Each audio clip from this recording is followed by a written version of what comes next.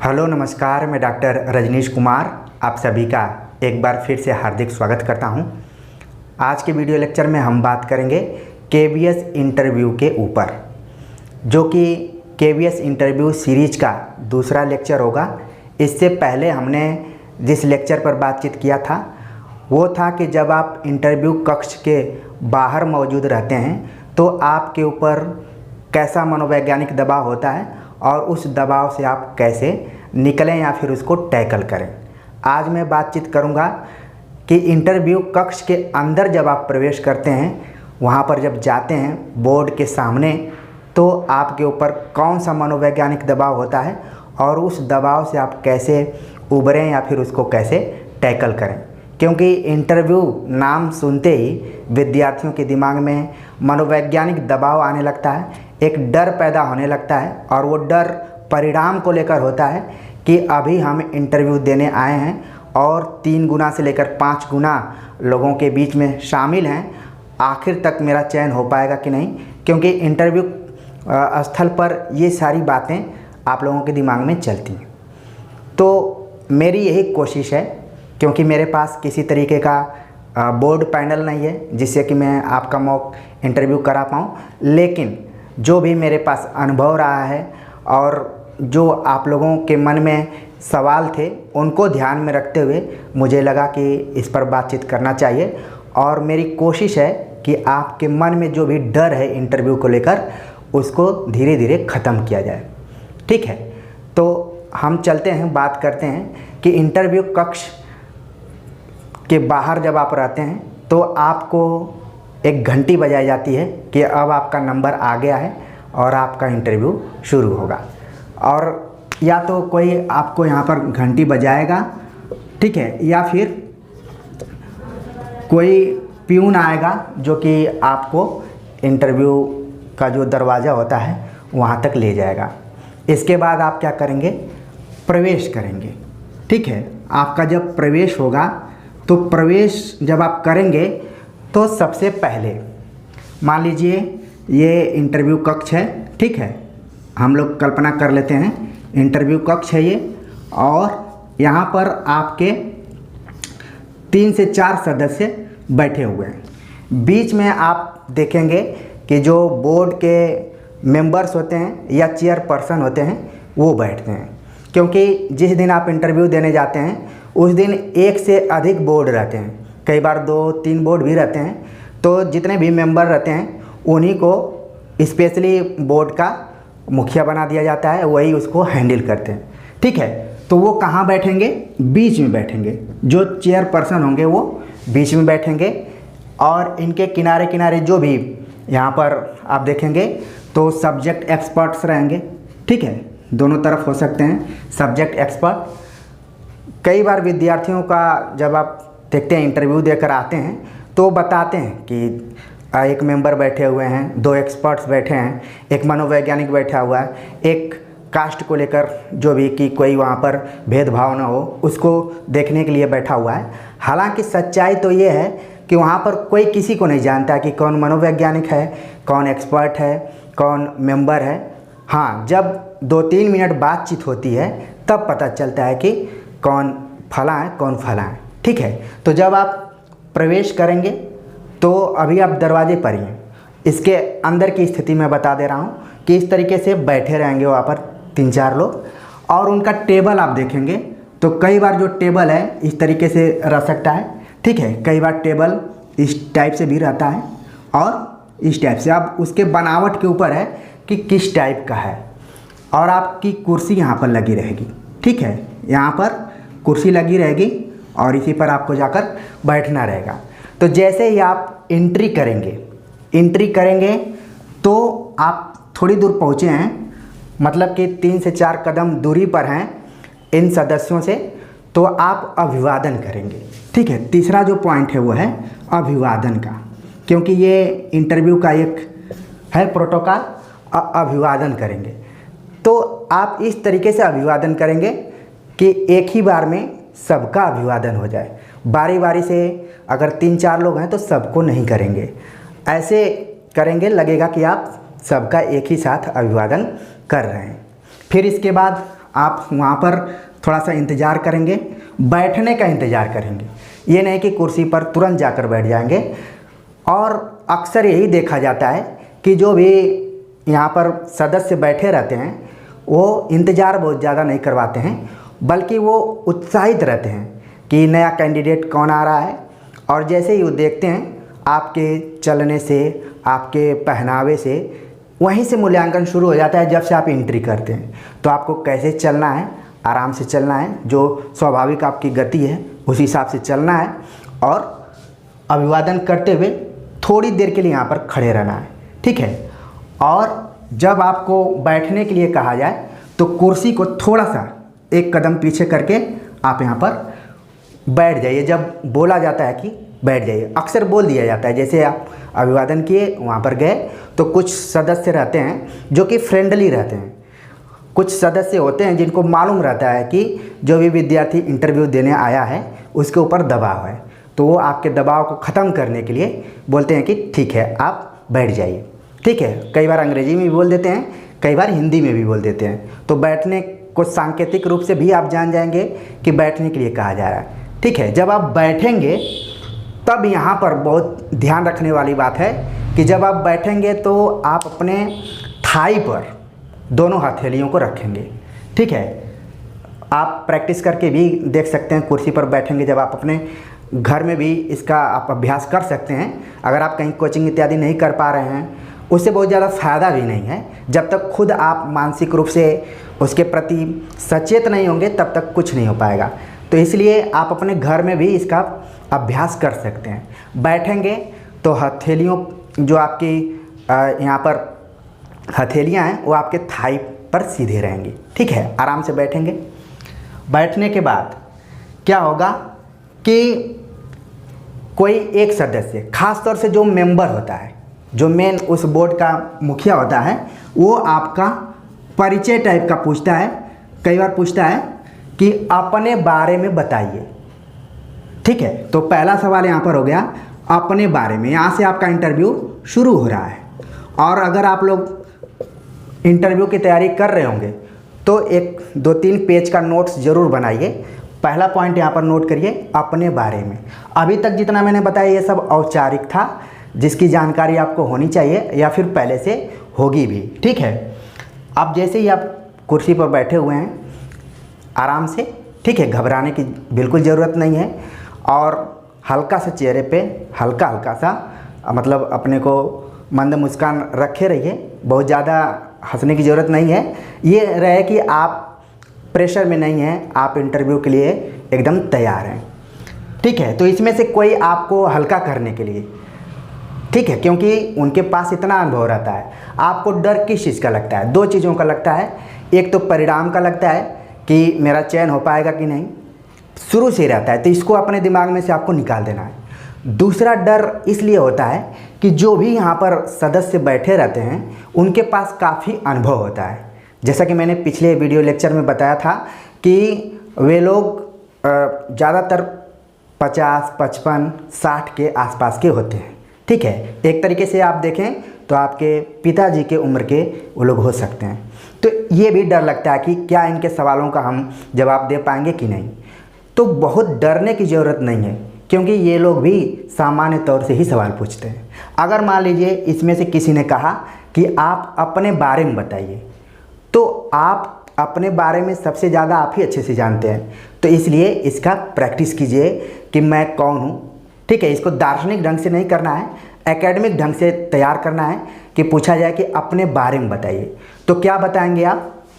इसमें क्या होता है कि आप लेटेस्ट से शुरुआत कीजिए, ठीक है। यानी कि अगर आप कहीं पर कार्यरत हैं, चाहे वो गेस्ट में कार्यरत हों चाहे परमानेंट हों, और आप KVS में आना चाहते हैं, तो आप बता दीजिए कि मैं फला जगह कार्यरत हूँ, मेरा नाम ये है, मैं फला जगह कार्यरत हूँ, मैंने अपनी PhD यहाँ से की, मैंने अपना MA यहाँ से किया, BA यहाँ से किया।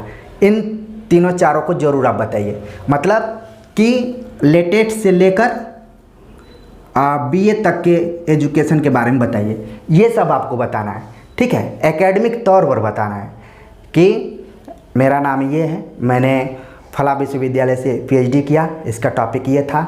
मैंने फलां विश्वविद्यालय से एमफिल किया, इसका टॉपिक ये था। मैंने फलां विश्वविद्यालय से एमए किया और फलां विश्वविद्यालय से ग्रेजुएशन किया। ठीक है, ये सारी चीज़ें आप बताएंगे और तब तक बताते रहेंगे जब तक कि कोई व्यक्ति आपको बीच में टोके ना। व्यक्ति का मतलब जो सदस्य हैं वो बीच में आपको टोके ना, रोके ना। आमतौर पर लोग सुनने के लिए उत्सुक थे। अगर आप भी कल्पना कीजिए कि आप सदस्य रहेंगे तो सामान्य तौर पर आप सुनेंगे कि जो भी कैंडिडेट यहाँ पर आया हुआ है वो अपने बारे में क्या बता रहा है। तो जैसे ही आपने बता दिया अपना नाम, ठीक है, इसके बाद जगह का नाम बता दिया, यूनिवर्सिटीज़ जहाँ से आपने पढ़ाई की है, सारी चीज़ें बता दी, तो उसमें से सवाल बनेंगे। मान लीजिए आपने कहा कि मैं बनारस हिंदू विश्वविद्यालय से ग्रेजुएशन किया हूँ, एमए किया हूँ, पीएचडी कर रहा हूँ, जो भी है ईमानदारी से आपको बताना है। तो कोई भी उसमें से एक्सपर्ट है, कोई ज़रूरी नहीं है कि मेंबर ही पूछे या फिर एक्सपर्ट ही पूछें, कोई भी पूछ सकता है। उसमें भी प्रोटोकॉल रहता है कि कौन पूछेगा कौन नहीं पूछेगा। ठीक है, तो मान लीजिए किसी ने कहा कि आप बनारस हिंदू विश्वविद्यालय से हैं, तो आप बोलेंगे जी सर। तो हो सकता है कि उस विश्वविद्यालय से जुड़ी हुई ऐतिहासिक चीज़ें आपसे पूछ दी जाएं कि उसकी स्थापना कब हुई थी। बनारस हिंदू विश्वविद्यालय से एक ज़्यादातर सवाल पूछा जाता है जो वहाँ का कुल गीत है उसके बारे में पूछ दिया जाता है कि कुल गीत आप वहाँ का जानते हैं, अगर जानते हैं तो 2-4 लाइन सुनाइए। या फिर एक छोटा सवाल उसी से जुड़ा हुआ पूछा जाता है कि कुल गीत किसने लिखा है, बहुत बार पूछा जाता है, इसको ध्यान में रखिए। तो ये तो मैं उदाहरण दिया, और जितने भी बच्चे यहाँ पर जुड़े हुए हैं जो भी अलग अलग विश्वविद्यालय से हैं, तो एक बार ज़रूर अपने विश्वविद्यालय के बारे में वो जानकारी रखें, हो सकता है कि पूछा जाए। मान लीजिए कोई कैंडिडेट है जो कि अयोध्या से है या फिर काशी से है या फिर मथुरा से है, यानी कि जो पर्यटनीय स्थल हैं, दर्शनीय स्थल हैं, वहाँ से है, तो सवाल पूछा जा सकता है कि अगर कोई साहित्यिक उपलब्धियाँ रही हैं तो उनको भी ध्यान में रख कर जाइए। ठीक है, इसके बाद जो भी आप आंसर देंगे उसी में से सवाल आएगा, आपको खुद आनंद आने लगेगा। जिस कुर्सी पर आप बैठने में डर रहे थे, अब आपको लगेगा कि एकदम कंफर्ट हैं आप, जितना सवाल पूछना है पूछिए, क्योंकि आप अपने बारे में तैयार करके गए हैं। इसलिए ये ज़रूर तैयार करके जाइए अपने बारे में, ठीक है ना। इसके बाद हो सकता है कि पूछा जाए कि आपकी रुचियाँ क्या हैं, क्योंकि जो आपने फॉर्म भरा है उसकी एक सीवी जो होती है, एक छोटा सा रूप उन लोगों के पास रहता है, सारी चीज़ें रहती हैं। ठीक है, कि आपका 10वीं में कितना परसेंटेज है, 12वीं में कितना परसेंटेज है, बीए एमए जो भी आपने किया है, सीटेट बीएड जो भी किया है, ठीक है।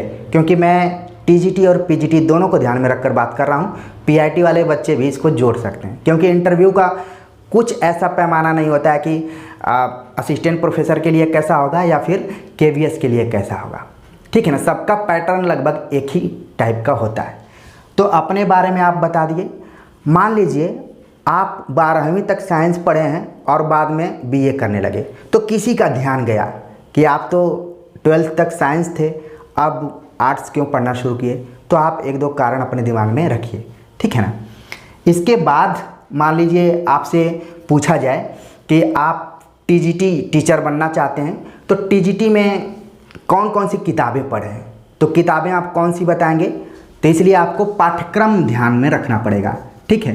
पाठ्यक्रम जरूर ध्यान में रखिए, और इससे रिलेटेड जो भी 2-4 किताबें हैं उनका अपना नाम नोट कर लीजिए और याद कर लीजिए कि इसके बारे में हम बताएंगे, जिससे कि जो भी बोर्ड है उसको ये लगे कि आप इंटरव्यू की अच्छे से तैयारी करके आए हुए हैं। ये नहीं कि आप वहाँ पर छत देखना शुरू कर दिए या फिर पंखा लगा हुआ है उसको देख रहे हैं कि मुझे तो याद ही नहीं है, मुझे क्या लग रहा था कि पाठ्यक्रम के बारे में पूछा जाएगा। तो ध्यान में रखिए, जिस भी वर्ग का आप इंटरव्यू देने जा रहे हैं उसके पाठ्यक्रम को सही तौर पर जरूर देखिए, अंदर से नहीं देखना है। किताबों का नाम याद कर लीजिए और 1-2 रचनाओं का नाम याद कर लीजिए बताने के लिए, क्योंकि इतना समय ही नहीं रहता है कि आपसे घंटे भर आपका इंटरव्यू चलेगा, ठीक है। तो मोटे तौर पर पाठ्यक्रम को ध्यान में रखिए। कुछ विद्यार्थियों ने कमेंट्स किया कि अगर पूछा जाएगा कि आप केबीएस ही क्यों ज्वाइन करना चाहते हैं, तो अपने मन से कोई नहीं पूछ देगा कि आप क्यों ज्वाइन करना चाहते हैं, क्योंकि आपके उत्तर में अगर कहीं ये ज़्यादा दिखेगा कि आप केवीएस के प्रति काफ़ी समर्पित हैं, तब पूछा जाएगा। वरना तो व्यक्ति अपने हमेशा आगे बढ़ने की कोशिश करता है और जैसे ही उसको केवीएस से अच्छा अवसर मिलेगा वो वहाँ चला जाएगा। ये स्वतः, ये तो किसी के रोकने से कोई रुक नहीं सकता है। लेकिन जब आप आंसर देंगे और लगेगा कि आप काफ़ी केवीएस के प्रति समर्पित हैं, तब कोई पूछ सकता है कि आप केवीएस को लेकर ही क्यों इतना समर्पित हैं, इसी में क्यों जॉब करना चाहते हैं।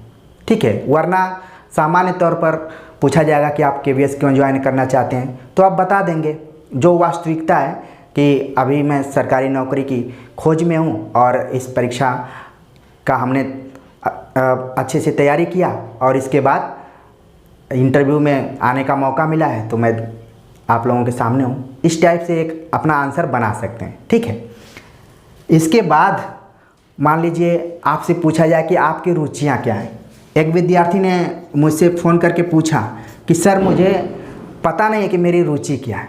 सामान्य तौर पर हम लोग एक दूसरे की नकल करके अपनी रुचियों का विकास करते हैं कि फलां कह रहा है कि किताबें पढ़ना मेरी रुचि है, फिल्में देखना मेरी रुचि है, गाना सुनना मेरी रुचि है। कई लोगों की रुचि टहलना होती है। तो ये तो बहुत सामान्य तरीके का है। आप अपने से खुद पूछिए कि आपकी रुचि क्या है। जैसे एक बार मैं भी सोचने लगा कि आखिरकार मेरी रुचि क्या है, तो अचानक मेरे दिल से आवाज़ निकली कि बचपन से ही मैं क्रिकेट कमेंट्री रेडियो पर सुना करता था, तो मुझे लगा कि मैं क्रिकेट कमेंट्री अच्छा कर सकता हूँ। तो एक बार इंटरव्यू में पूछा गया मुझसे कि आपकी कोई रुचि है, तो मैंने बोला कि मैं कमेंट्री कर सकता हूँ। तो बोर्ड को एक अलग महसूस हुआ वहाँ पर। उनको लगा कि अच्छा किस तरीके से, जैसे मैं बोल देता कि मैं बहुत गाना अच्छा गाता हूँ और नहीं गा पाऊँगा तो फिर दिक्कत हो जाएगी। इसलिए जो नेचुरल है, इसीलिए पहले ही वीडियो लेक्चर से मैं बार बार आप लोगों से कह रहा हूँ कि जो आपका नेचुरल, जो आपकी प्रतिभा है, उसको निखारने का ही प्रयास कीजिए। दूसरे की नकल बिल्कुल मत कीजिए और ईमानदारी को ध्यान में रखिए। ठीक है, तो रुचि आप अपना बता सकते हैं। आप खुद से पूछें कि मेरी रुचि क्या है, उसी हिसाब से। ठीक है, तभी आपका कॉन्फिडेंस बढ़ेगा, क्योंकि नकल से आगे बहुत नहीं बढ़ा जा सकता। बराबरी तो किया जा सकता है और नकल भी अकल से की जाती है। सारी चीज़ें आप जान रहे होंगे। तो रुचि को अपने ज़रूर ध्यान में रखिए। ठीक है, अगर कोई कुछ सृजनात्मक काम करता है या फिर लेखन करता है तो उसको भी आप बता सकते हैं, जो भी हो आपके अंदर, क्योंकि हर विद्यार्थी के अंदर अलग अलग प्रतिभा होती है। कई बार इंटरव्यू में मैंने देखा कि कुछ विद्यार्थी थे जो कि गज़ल इत्यादि बहुत अच्छा सुनाते थे, या फिर शायरी सुनाते हैं, या फिर चुटकुले सुनाते हैं। क्योंकि आप देखेंगे कि बोर्ड के मेंबर कई बार प्रश्न पूछते पूछते अन्य बच्चों से बोर हो जाते हैं, तो वो चाहते हैं कि कोई इस तरीके का कैंडिडेट आए जो कि थोड़ा सा माहौल को अच्छा बनाए और कुछ चुटकुला इत्यादि सुनाए। तो आजकल तो स्टैंड अप कॉमेडी भी एक तरीके से हॉबी है, रुचि है। ठीक है, तो लगातार जैसे आप देख रहे हैं कि सोशल नेटवर्किंग पर बहुत सारे आपको अलग अलग तरीके से चीज़ें दिख रही हैं। तो आप अपने से पूछिए कि आपकी रुचि क्या है। मैं नहीं कहूँगा कि मैं जो चीज़ बता दे रहा हूँ वही आप अपनी रुचि विकसित कीजिए। इंटरव्यू में एक चीज़ ज़्यादातर पूछी जाती है कि आप कोई कविता सुनाइए।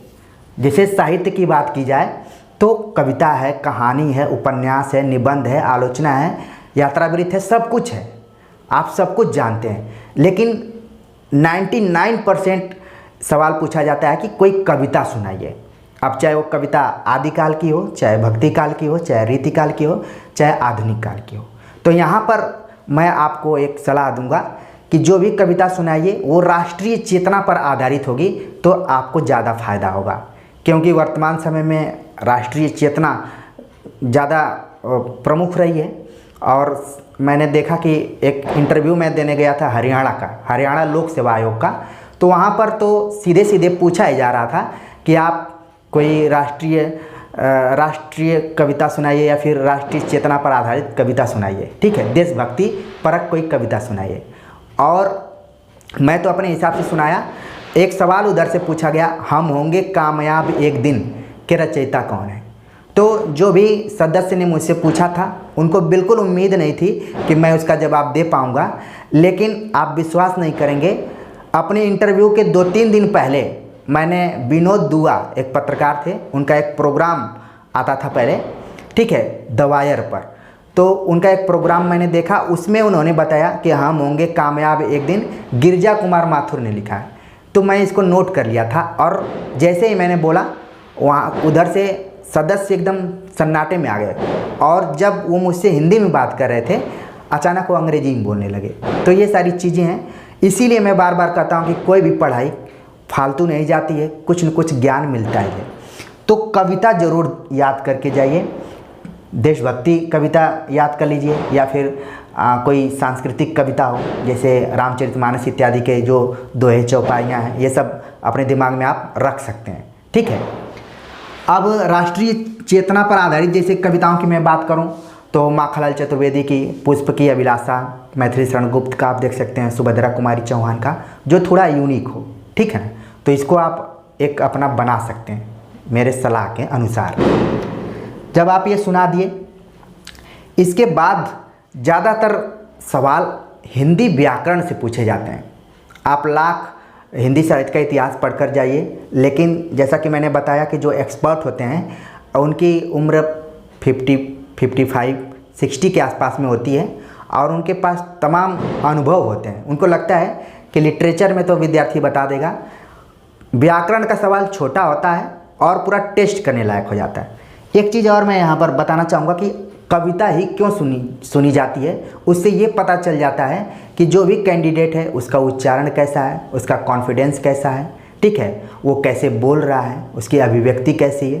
पूरे इंटरव्यू के दौरान एक ही चीज़ चेक किया जाता है, वो है आपकी संप्रेषण शैली, कि आप कैसे अपने चीज़ों को प्रस्तुत कर रहे हैं। तो इसको ध्यान में रखना है। जैसे दो चीज़ें होती हैं, एक होती है अभिव्यक्ति और एक होता है संप्रेषण। जैसे मैं आप लोगों के सामने इस विषय पर अपनी अभिव्यक्ति दे रहा हूँ, अपनी बातों को रख रहा हूँ, लेकिन ये बातें जब आप तक संप्रेषित हो रही होंगी, आपको जब समझ में आ रही होंगी, तो मान लीजिए कि मेरा आज का लेक्चर सफल है। वरना कई बार आपने देखा होगा, अपने लाइफ में भी देखा होगा, बहुत सारे ऐसे टीचर्स होते हैं जो अभिव्यक्ति तो करते हैं लेकिन संप्रेषण नहीं हो पाता है, तो वहाँ पर लड़के बोर होने लगते हैं। तो यहाँ पर जितने भी सदस्य होते हैं उनका एक टारगेट ये भी होता है कि जो भी विद्यार्थी है उसकी संप्रेषण शैली, संप्रेषण क्षमता कैसी है, वो कैसे अपने बातों को रख रहा है, कैसे विद्यार्थियों को समझा पाएगा।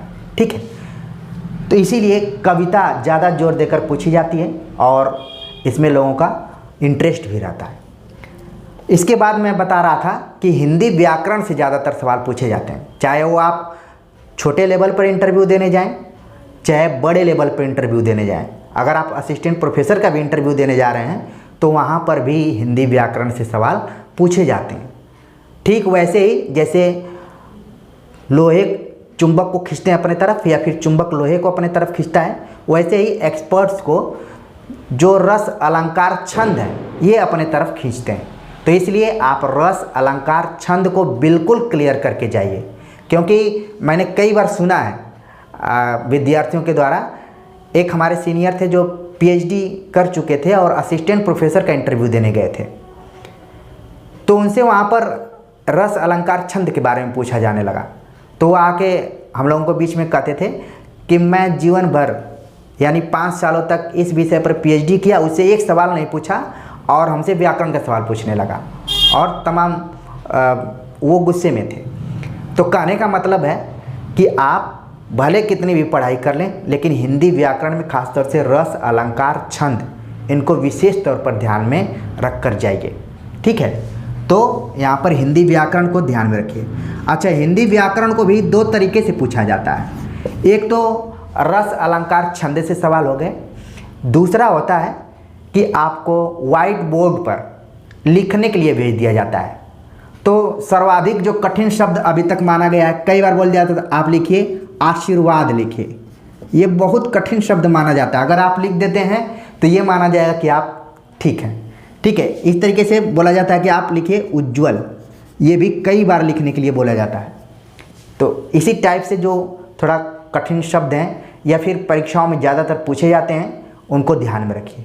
एक चीज़ और आपको ध्यान में रखना है कि जितने भी दुकानों पर आप देखेंगे, ट्रक्स पर देखेंगे या फिर जहाँ भी बोर्ड लगा हुआ है, ज़्यादातर वहाँ पर गलत चीज़ें लिखी रहती हैं। तो इसलिए इंटरव्यू के पहले आप देखते रहिए कि कहाँ पर कौन सा शब्द शुद्ध लिखा गया है, कौन अशुद्ध लिखा गया है, फिर उसको जाकर फाइनली मिलाइए, तो आपके लिए ये फ़ायदेमंद होगा। ठीक है ना। तो इसी तरीके से कई बार आपको भेज दिया जाता है कि आप वाइट बोर्ड पर लिखिए, कुछ शब्द लिखिए। तो इसको भी लिखते समय क्या होता है कि लिखने के लिए हम लोग लिख देते हैं, ठीक है, लेकिन उसको मिटा कर नहीं आते हैं। तो एक टीचर का एक कॉन्सेप्ट होता है, आप अगर बीएड इत्यादि किए होंगे तो वहाँ पर बताया जाता है कि जब आप चीज़ों को लिख दीजिए, फिर आते समय उसको बाएं हाथ से मिटा भी दीजिए। आपको वहाँ पर डस्टर इत्यादि सब रहता है, तो मिटा कर आना है, ये नहीं कि छोड़कर चले गए। ये भी अगर छोड़कर आते हैं तो यहाँ पर आप माइनस में जा रहे हैं, तो इस चीज़ को आप ध्यान में रखिए। ठीक है। और कैसे शुरू करना है, जैसे आप देवनागरी में लिख रहे हैं तो आप दाहिने से बाएं साइड से शुरू करेंगे, दाहिने साइड में जाएंगे। ये नहीं, मैं तो मान लीजिए इधर से लिखता हूँ क्योंकि छोटी जगह है और आप सभी को समझाना पड़ता है, तो इधर से लिख देता हूँ, लेकिन आप इधर से हमेशा शुरू करेंगे। ठीक है। और अपनी बातों को समझाएंगे, जो भी है लिखेंगे। कई विद्यार्थी के मन में ये सवाल रहता है कि जो इंटरव्यू होगा उसकी भाषा क्या होगी। तो आप निश्चिंत तरीके से रहिए, हिंदी विषय के विद्यार्थियों का इंटरव्यू 100% हिंदी में ही होगा।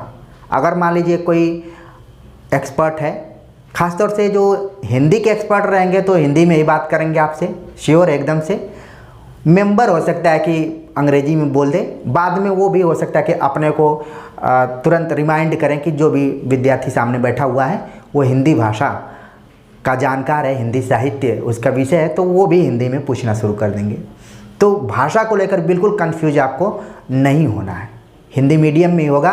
बाकी अन्य विषयों का हो सकता है अंग्रेजी मीडियम में हो, क्योंकि वो अंग्रेजी मीडियम में हो सकता है, लेकिन जिस दिन हिंदी साहित्य का अंग्रेजी में इंटरव्यू होने लगेगा तो उस समय समझ जाइए कि स्थिति ठीक नहीं है। तो इसलिए अपने दिमाग में से निकाल लीजिए कि भाषा का माध्यम क्या होगा, हिंदी ही होगी। कुछ बच्चों के दिमाग में ये आता है कि डेमो क्लास को लेकर, तो जैसा कि मैंने बताया कि कई बार क्या होता है कि आपके इंटरव्यू लेटर में लिख दिया जाएगा कि डेमो क्लास के अंतर्गत आपको पीपीटी बनाना है, ठीक है, या फिर जिस दिन आपका इंटरव्यू हो रहा है उस दिन अगर बोर्ड पर लिखने के लिए भी बोल दिया जा रहा है तो ये भी डेमो है, ये भी डेमो क्लास ही है। जाकर आप कैसे लिख रहे हैं, कैसे उसको मिटा के आ रहे हैं, सही शब्द को लिख पा रहे हैं कि नहीं, ये भी क्या है, डेमो। डेमो में एक चीज़ और होती है कि आपको टॉपिक दिया जाता है वहाँ पर 3-4 टॉपिक, या फिर बोल दिया जाता है कि आप अपने से कोई टॉपिक पढ़ाइए। तो दोनों तरीके से याद आप अपने दिमाग में रखिए। एक तो आप तैयार कर लीजिए, जितनी भी हिंदी साहित्य में कालगत प्रवृत्तियाँ हैं उनको ध्यान में रखिए, आदिकाल, भक्तिकाल, रीतिकाल, आधुनिक काल, और इसमें जो भी शाखाएँ हैं उनकी प्रवृत्तियों को बिल्कुल ध्यान में रखिए। वहाँ से ज़्यादातर सवाल आपको डेमो के लिए भी पूछे जाते हैं और इंटरव्यू के दौरान भी पूछे जाते हैं, ठीक है। तो इसको ध्यान में रखिए। या फिर बोल दिया जाए कि आप किसी टॉपिक पर पढ़ाइए, डेमो दीजिए, तो आपको बस ये मानकर चलना है कि जो भी बोर्ड के सदस्य हैं ये विद्यार्थी हैं।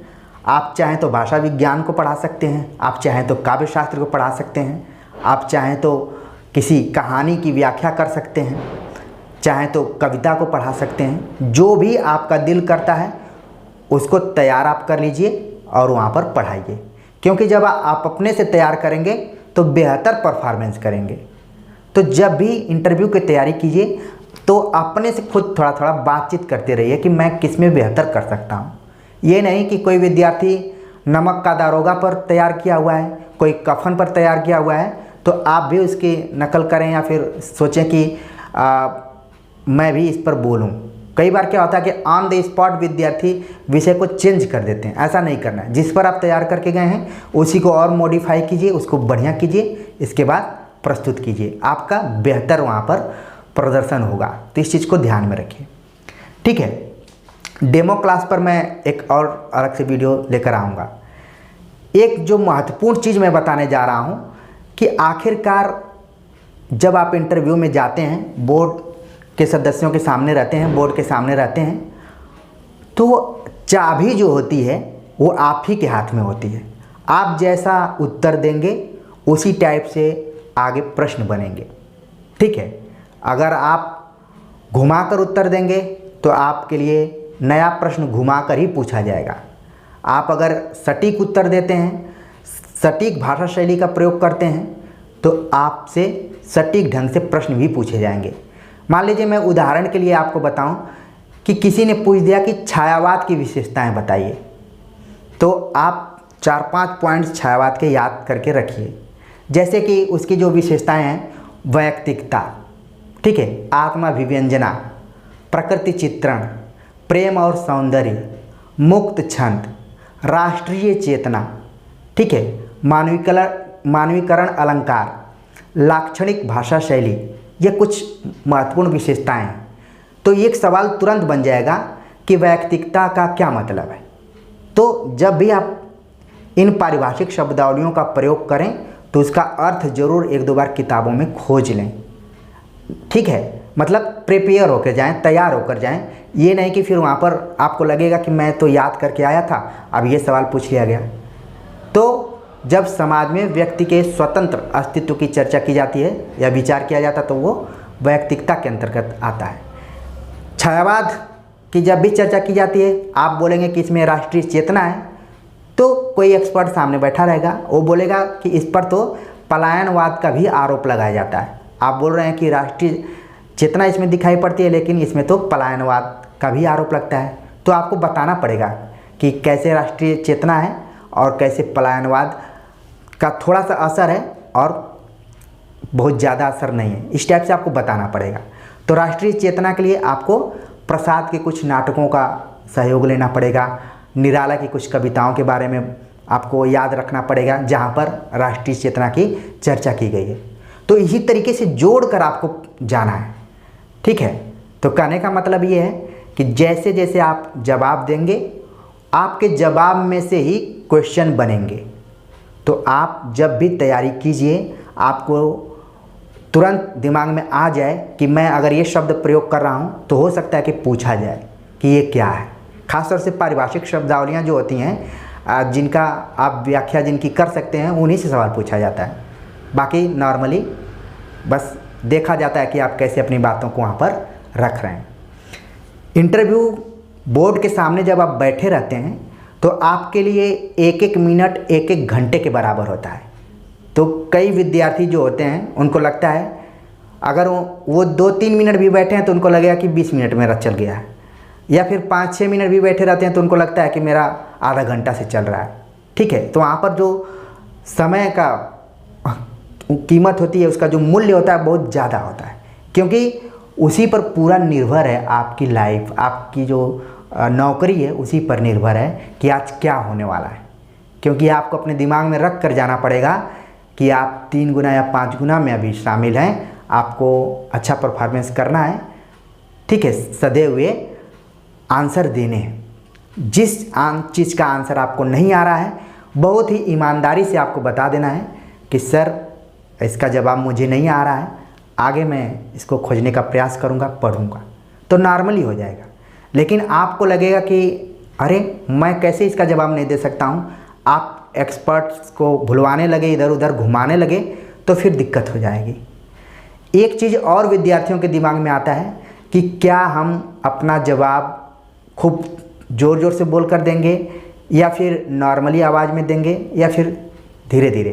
तो आप देख लेंगे कितनी दूरी पर बैठे हैं, बहुत ज़ोर ज़ोर से उत्तर देना या फिर ज़ोर ज़ोर से चिल्ला चिल्ला कर बोलना भी आत्मविश्वास नहीं झलकता है, बल्कि ये पता चल जाता है कि आप डरे हुए हैं और चाह रहे हैं कि अपनी आवाज़ से वहाँ पर दबाएं या फिर उस वैज्ञानिक दबाव से बाहर निकलें, ठीक है।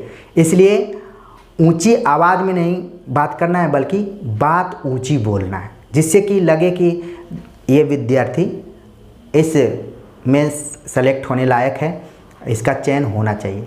बाकी ईमानदारी से मैं कहूँ तो रिटेन में जिनका बहुत अच्छा नंबर आया होगा उनको तो कोई रोक ही नहीं सकता है, ठीक है ना। वो सामान्यतः इंटरव्यू की तैयारी करें। जो विद्यार्थी बॉर्डर पे हैं उनको थोड़ा सा इंटरव्यू को लेकर ज़्यादा सचेत रहने की ज़रूरत है। तो उम्मीद है कि आप आज के वीडियो लेक्चर के माध्यम से इंटरव्यू कक्ष के अंदर की जो स्थिति है उससे परिचित हो गए होंगे। ठीक है, दोनों वीडियो लेक्चर को जोड़कर आप देखिए। इंटरव्यू कक्ष के बाहर मैं यही अनुमान लगा रहा हूँ कि आप बाहर थे, अब अंदर चले गए। जब अंदर जाना होगा तो आपको एक बेल रिंग बजाई जाएगी, घंटी बजाई जाएगी, आप जाएंगे, फिर प्रवेश करेंगे, फिर अभिवादन करेंगे, 2 सेकंड 3 सेकंड इंतज़ार करेंगे। नॉर्मली आपको अनुमति मिल ही जाती है बैठने के लिए। तो कैसे बैठना है इसका अभ्यास आप अपने घर पर भी कर सकते हैं आराम से। और बोर्ड को कैसे आप बना सकते हैं, 3-4 वहाँ पर रख लीजिए, ईंट पत्थर रख लीजिए एक टेबल पे, बैठ जाइए। मान लीजिए कि आएंगे, जैसे मैं आप लोगों को पढ़ा रहा हूँ, मैं भी 2-4 यहाँ पर टेडी बियर इत्यादि रखा रहता हूँ, लगता है कि आप ही लोग हैं। तो इस तरीके से अभ्यास कीजिए, वहाँ पर उन्हीं लोगों से बात कीजिए। और सबसे पहले अपने बारे में अच्छे से आप तैयार कीजिए। अपने बारे में मतलब नाम के बारे में, जिस जगह से आप रहते हैं, जहाँ पे आपने पढ़ाई की है और जिस ज़िले से हैं उसका जो महत्व है, ये सारी चीज़ें आप एकदम से क्लियर करके रखिए। ठीक है, और लेटेस्ट डिग्री से लेकर ग्रेजुएशन तक की चीज़ों को आप बताइए। ये हो गया पाठ्यक्रम के बारे में, पूरा तैयार करके जाइए। टीजीटी का देने जा रहे हैं तो टीजीटी का पाठ्यक्रम, किताबों को खासतौर से नोट कर लीजिए और 2-4 महत्वपूर्ण जो चैप्टर्स हैं उनको भी। ठीक है, चैप्टर्स नहीं भी बता पाते हैं तो कोई दिक्कत नहीं है, मतलब कि आप इतना तैयार करके जाइए कि पूछ दिया जाए कि पाठ्यक्रम में क्या क्या लगा हुआ है टीजीटी का, तो आप बता दें। ठीक है, इसी तरीके से पीजीटी का, पीआईटी का भी। इसके बाद अपनी रुचि, आपकी रुचि क्या है, आज ही से उसके बारे में सोचना शुरू कर दीजिए कि मैं इस क्षेत्र में बेहतर हूँ।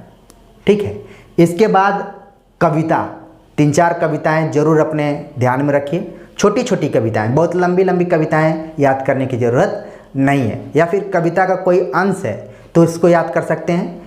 खासतौर से मैंने बोला कि देशभक्ति परक कविताओं को आपको ध्यान में रखना है। तो माखनलाल चतुर्वेदी की कोई कविता हो, मैथिली शरण गुप्त की कविता हो, रामधारी सिंह दिनकर की कविता हो, काफ़ी लोगों की जुबान पे रहती है, तो इसको अपने दिमाग में रखिए। ऐसी कविता हो जो कि लोगों को प्रेरित करे। अब जैसे कुछ कविताएं हैं जो कि सामाजिक विषमता पर आधारित हैं, विमर्शों पर हैं, दलित विमर्श, स्त्री विमर्श, तो अपेक्षाकृत इससे थोड़ा सा बचना चाहिए वहाँ पर। ठीक है ना, चाहे तो आप सुना सकते हैं, लेकिन अगर आप देशभक्ति परक कविता सुनाएंगे तो आपके लिए फ़ायदा होगा। ठीक, इसके बाद हिंदी व्याकरण में रस, अलंकार, छंद को बिल्कुल तैयार करके जाइए। मैं बार बार बोल रहा हूँ कि आप चाहे छोटी परीक्षा का इंटरव्यू देने जाएं, चाहे बड़ी परीक्षा का इंटरव्यू देने जाएं, वहाँ पर इससे सवाल आता ही आता है। ठीक है, और फिर इसके बाद कुछ शब्दों को ध्यान में रखिए। आपने शुद्ध अशुद्ध शब्दों के बारे में पढ़ा ही होगा और नॉर्मली यही कुछ शब्द बोले जाते हैं। ठीक है, तो उनको भी जाकर लिखिए, लिखने का अभ्यास कीजिए। कई बार क्या होता है कि बोल दिया जाता है कि जो कविता आप बोल रहे हैं उसको लिखिए, तो कई बार विद्यार्थी लिखना शुरू करते हैं तो उनका तिरछा होने लगता है ऐसे। तो इसका थोड़ा सा आप अभ्यास करेंगे। इसको आप अपने घर पर भी अभ्यास कर सकते हैं, बहुत ज़्यादा टेंशन लेने की ज़रूरत नहीं है। तो उम्मीद है कि इतनी सारी बातें बताने के बाद आपके मन से डर बिल्कुल ख़त्म हो गया होगा। इंटरव्यू का खेल डर का ही खेल है, डर ख़त्म हो गया तो आपका इंटरव्यू अच्छा हो जाएगा। ईमानदारी से, सच्चाई से अपनी बातों को रखिए, आप निश्चित तौर पर इस इंटरव्यू में अच्छा अंक प्राप्त करेंगे। तो कमेंट्स कर ज़रूर बताइएगा कि हमने जो भी यहाँ पर चीज़ें बताई वो आपको कैसी लगी। आगे आपके कमेंट्स को ध्यान में रखते हुए कुछ और इंटरव्यू पर आधारित लेक्चर्स हम लेकर आएंगे और अपने अनुभव के आधार पर कि और क्या क्या आपसे पूछा जा सकता है। मेरी कोशिश यही है कि आप इंटरव्यू कक्ष के बाहर के जो भी मनोवैज्ञानिक दबाव होते हैं उससे उबर चुके होंगे, अंदर के मनोवैज्ञानिक दबाव से भी उबर चुके होंगे, क्योंकि जो भी बोर्ड के मेंबर होते हैं ऐसा नहीं है कि वो आपके शत्रु हैं या फिर आपको परेशान करना चाहते हैं। एक चीज़ और मैं मिस कर गया, जैसे मान लीजिए 1-2 बार सवाल पूछ लिया जाता है, कोई मान लीजिए तिलक लगाया हुआ है या फिर तो पूछ लिया जाता है, क्योंकि आपके नक सिख सब चीज़ का मूल्यांकन करते हुए पूछ लिया जाता है कि आप किस में आस्था रखते हैं। ठीक है, आप तो ये भी सवाल पूछ लिए जाते हैं। तो इस तरीके से भी आप थोड़ा सा ध्यान में रख कर जाइए, ठीक है ना। तो उम्मीद है कि सारी चीज़ें आप समझ गए होंगे, और मेरी कोशिश रहती है कि सब चीज़ बता दूं, लेकिन समय का बंधन है, तो उसका ध्यान रखते हुए हम आगे भी बातचीत करेंगे। तो मिलते हैं एक नए टॉपिक के साथ, तब तक के लिए नमस्कार।